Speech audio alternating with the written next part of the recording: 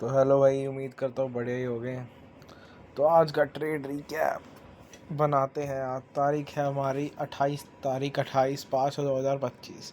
तो आज मैं बोलूँगा भयंकर बहुत दर्दनाक ट्रेड ली है आज मैंने। कुल मिला के ऑनेस्ट हूँ यार मैं अपने साथ प्लस तुम्हारे साथ भाई। आज मैं बिल्कुल फक्ड अप हो गया था जीजे में। तो आज मैं ट्रेड ली जीजे में। स्टार्टिंग में बताता हूँ हुआ क्या, ओवरऑल बायस डिसाइड बताता हूँ कैसे लिए। ओवरऑल देखा जाए तो मार्केट अप ट्रेंड में था, ठीक है, लेकिन कॉज था retracement down side. Retracement down side को कंप्लीट ऑलरेडी कर चुकी थी और दोबारा रेट अप साइड की तरफ हायर लो बना रही थी मार्केट, सिंपल। लेकिन फिर उसके बाद इधर देखा फेयर वैल्यू गैप है, ठीक है, फेयर वैल्यू गैप तो है। फेयर वैल्यू गैप में मार्केट हैवी चांस आ सकती है। तो फिर इधर मैंने क्या करा, इधर बना लिया मैंने गैन बॉक्स। सबसे पहले इधर बना लिया गैन बॉक्स। तो इधर देखा जाए तो ऑलमोस्ट सिंक में था ये वाला लेवल और ये वाला लेवल, प्लस इधर ये, ठीक है। फिर अब इसको गैन बॉक्स को हटा देते हैं। फिर आ जाती ये, यहाँ पे थोड़ी ट्रिकी सिचुएशन थी। यहाँ पे मैंने हाईज मार्क कर लिए, ये हाई मार्क कर लिया और ये लो मार्क आउट कर लिया, ठीक है। तो आ जाते हैं 5 मिनट पे, जहाँ पे मेरा फक्ड अप हुआ। सही देख रहे हो, सही देख रहे हो तो मैंने ओवर ट्रेड करा आज। पहले एक बार इंडिकेटर बंद कर लेते हैं, ठीक है। सबसे पहले तो मैंने देखा यार, सबसे पहले मैंने क्या देखा, छूटते ही मैंने सबसे पहले देखा कि मार्केट का मैंने इधर मार्क आउट कर लिया मैंने रीसेंट हाई और रीसेंट लो। तो इधर पता इधर आ सबसे बड़ी मेरी गलती क्या हुई। मैं मेरे स्ट्रैटेजी के अकॉर्डिंग जब तक मेरी लिक्विडिटी है वो जब तक स्विफ्ट नहीं हो जाती तब तक मैं ट्रेड नहीं लूँगा। और मैं भी मान लो अगर लिक्विडिटी के क्लोज आउट होगा, जब तक ऑर्डर फ्लो का रिस्पेक्ट नहीं हो जाता तब तक मैं ट्रेड नहीं लूँगा। लेकिन इधर देखो आज मेरे साथ क्या फगड अप सिचुएशन है, ठीक है। यहाँ पे देखा है तो डाउन ट्रेंड था, अरे अरे अरे, इधर देखा है तो डाउन ट्रेंड था, ठीक है। तो फिर इधर मैंने क्या एजम्पशन किया, इस बार मैंने एजम्पशन किया जो मेरी सबसे बड़ी गलती थी। तो मैंने सबसे पहले क्या अज्यूम करा, मार्केट आई यहाँ पे, मार्केट ने एक हाई बनाया, मतलब पहले ही बना रखा था और यहाँ पे खुलते ही इक्वल हाइज बना दिए।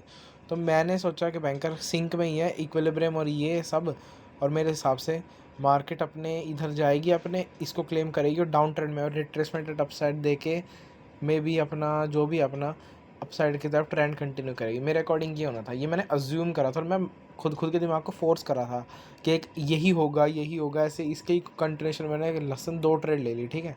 लेकिन मैं आज स्ट्रैटेजी के अकॉर्डिंग नहीं चला, प्लस में जो मार्केट ने मुझे दे रही थी उसके अकॉर्डिंग नहीं चला, प्लस में डिसिप्लिन प्लस ओवर लेवल जो कह सकता हूँ मैंने सब करा। कुल मिला के मैं आज एकदम फक्ड अप ट्रेडर बन गया डिसिप्लिन से, ठीक है। ये अब देखा पता चल रहा है यार कि मतलब रियल मनी के साथ खेलना कैसा होता है, फंडेड अकाउंट में ट्रेड करना कैसा होता है, पता चल रहा है, ठीक है। तो फिर हुआ सिचुएशन हुई क्या कि मार्केट आई यहाँ पे, मार्केट ने रिसेंट मैंने ये लो हायर लो मार्कआउट करा। मार्केट जैसे ब्रेक करा, मैंने पता नहीं क्या सोच के ट्रेड ले लिया कंटिन्यूशन में।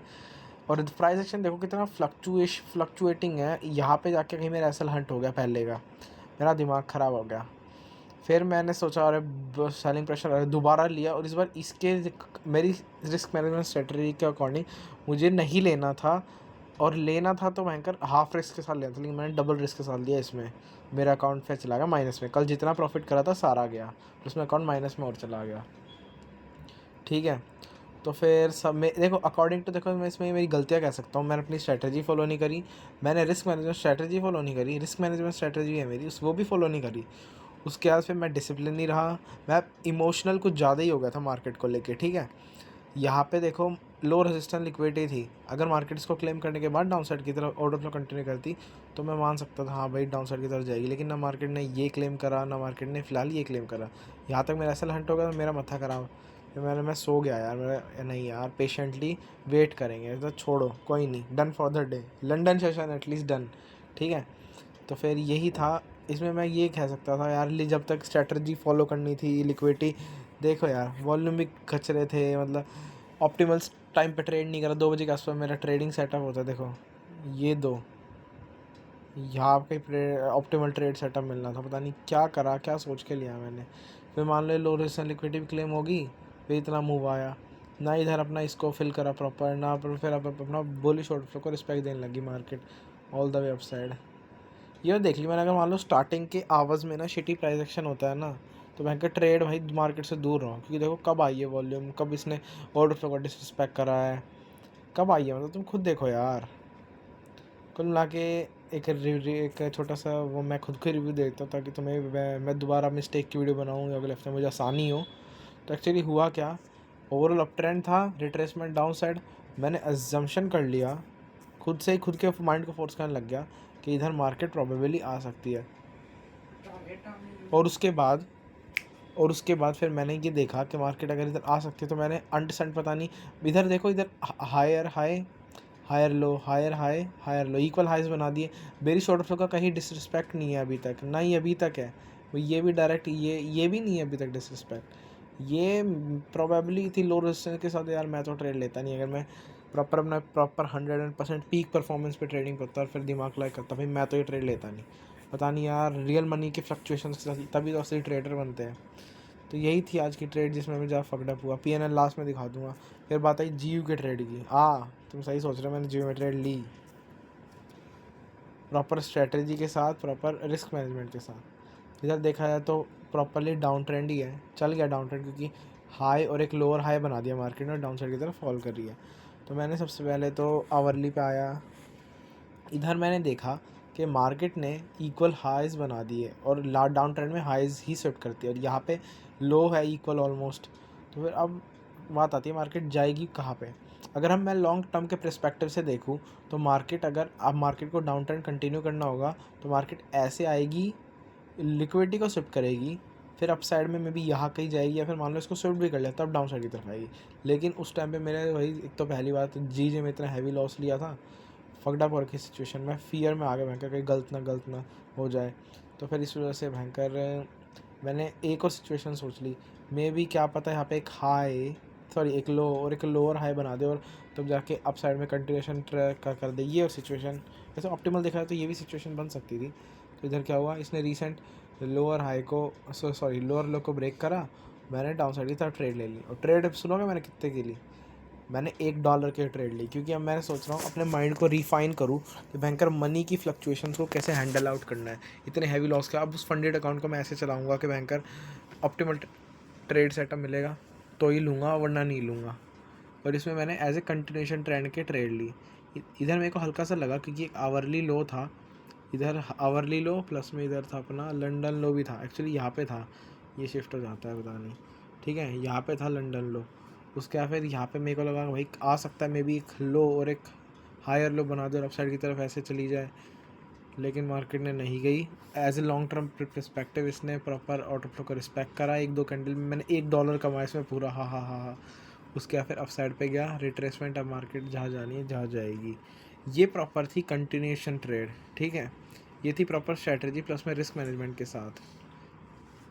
ये वाली ट्रेड तो भगवान, बस आज मैं रह, बस अकाउंट पे बीच होते थे, रह गया, वैसे होता तो नहीं, लेकिन बेवकूफ़ी थी यार मेरी ट्रेड इसमें। तो इतना फकडअप प्राइस एक्शन, ऊपर से मैं पता नहीं यार आज क्या हो गया, ऐसी सिचुएशन में ट्रेड ली ना। देखो प्रॉपर ब्रेक ऑफ स्ट्रक्चर है ना, कुछ है ना, लिक्विडिटी का स्विप है ना, ऑर्डर फ्लो का रिस्पेक्ट है ना डिसरिस्पेक्ट है, बस घूमे ही जा रही है।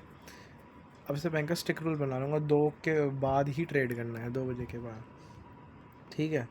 मान लो अगर यहाँ से लेके ये लिक्विडिटी लो से लिक्विडिटी क्लेम कर ली, मैं बोलता भी भयंकर यहाँ तक आती, तो फिर मे भी मैं ले सकता था शायद ट्रेड, लेकिन इसने कब क्या करा, लो और एक हायर लो बना दिया, मतलब बुलिश ऑर्डर का प्रॉपर रिस्पेक्ट, और NYS में कभी बूम मचा दिया है, ठीक है। बात आती है S&P की ट्रेड की, जो मैंने नहीं ली क्योंकि मैं पहले इतना फोमो में हूँ यार, फियर ऑफ लूजिंग। अब भयंकर सारे फियर मेरे पे चिपट रखे हैं। सबसे पहले आती है भयंकर बात, क्या थे बायस मेरे, ओवरऑल देखा है तो अप ट्रेंड है, ठीक है, प्लस में ये सारी लिक्विडिटी क्लेम नहीं है मार्केट में। किस में नहीं है, ES में सारी लिक्विडिटी क्लेम नहीं है, ठीक है, ये वाली ध्यान से देख लो, ये वाली, प्लस में एक क्लोजेस्ट लिक्विडिटी है ये वाली, प्लस में एक ये वाली। और वही नैस्डैक की बात करें तो नैस्डैक में ऑलरेडी सारी लिक्विडिटी क्लेम है, ठीक है, ऑलरेडी सारी लिक्विडिटी क्लेम है, तो मैंने ऑल द वे अपसाइड की लिक्विडिटी मार्कआउट कर ली। फिर अब थोड़े छोटे टाइम फ्रेम में ES के हिसाब से एनालिसिस करी थी मैंने। तो क्या हुआ मार्केट, मैंने आवरली लोज और ये आवरली हाइज मार्कआउट कर लिया। यहाँ पे था एक फेयर वैल्यू गैप, ठीक है, यहाँ पे फेयर वैल्यू गैप था। उसके फिर आ जाते 5 मिनट पे, इधर आ जाते हैं सबसे ज़्यादा। मार्केट का सबसे पहले खुलते हैं मैंने recent high to low mark out करा। सबसे पहले तो मैंने लंदन हाई और ये हाई आवरली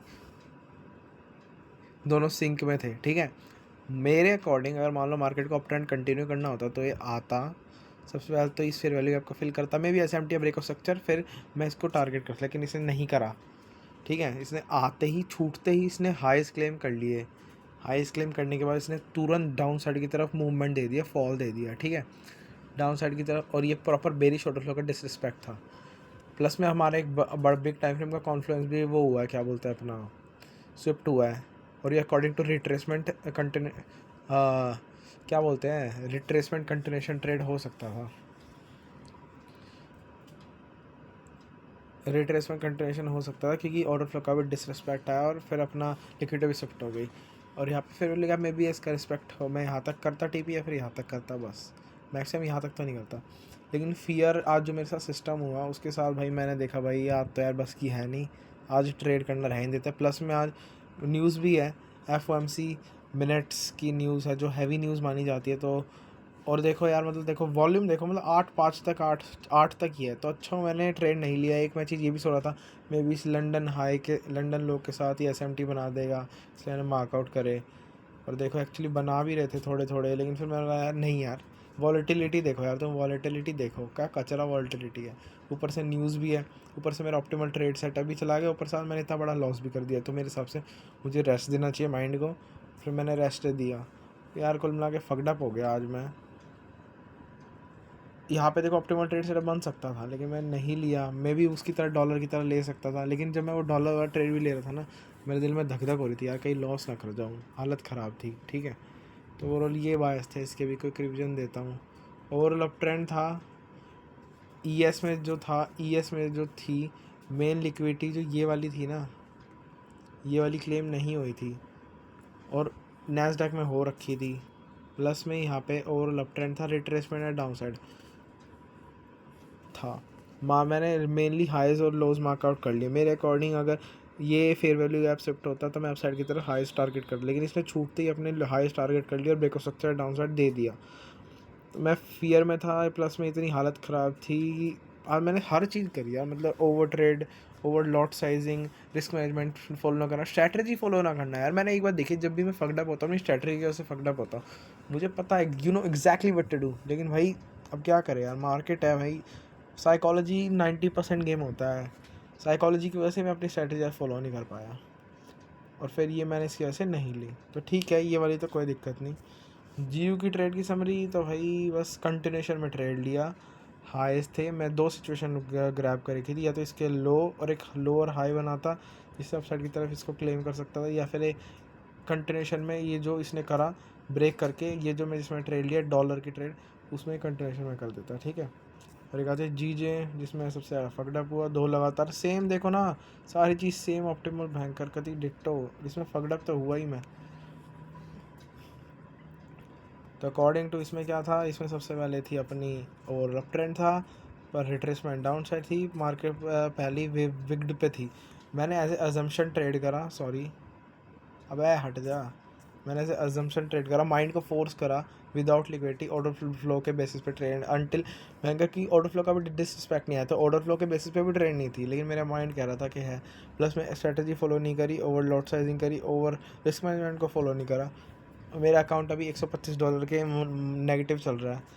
देखते हैं, मैं पूरी जान लगा दूँ उसको रिकवर करने में। Proper optimal trade setup, quality setup से ही ट्रेड करूँगा और दबा के बैक टेस्ट करूँगा, ठीक है।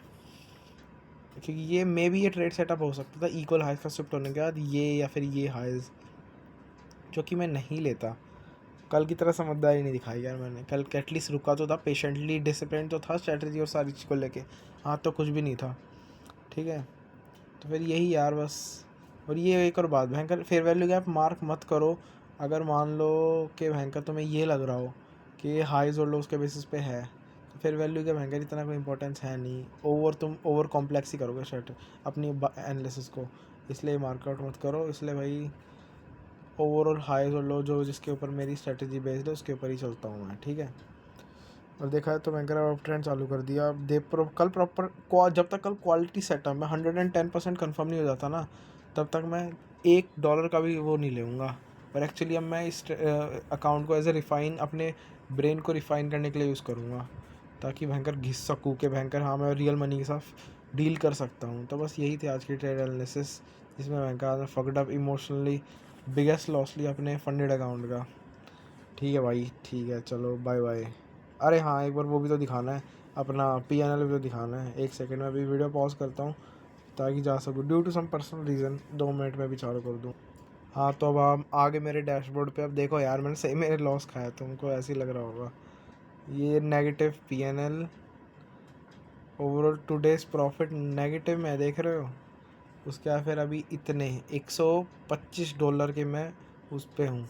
ये तो पता नहीं यार, ये ब्राइट फंडेड का बस ये बेकार सिस्टम। मैंने $125 गवाए हैं, पता नहीं है ऐसे क्यों दिखा रहा है। चलो देख लेंगे उसको। तो देखो 125 ओवरऑल, ठीक है।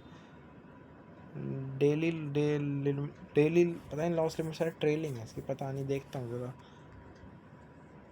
ये है मेरा अकाउंट, ये मेरा अकाउंट, यहाँ पे देख लो यार। ये देखो, ये मेरा वो सबसे बड़ा लॉस जो मैंने ये वाला लिया। हाँ ये देखो, ये मैंने सबसे पहले तो ये वाली ये वाली मैंने ट्रेड ली GJ में, जिसमें मैं लॉस में चला गया। उसके बाद फिर ये ओवर ट्रेड करा, फिर ये GU की $1 वाली रिफ़ाइन के लिए यूज़ करूँगा बैंकर अब इसको। चलो ठीक है बैंकर, बस यही था आज के लिए। चलो चलते, बाय बाय, पीस।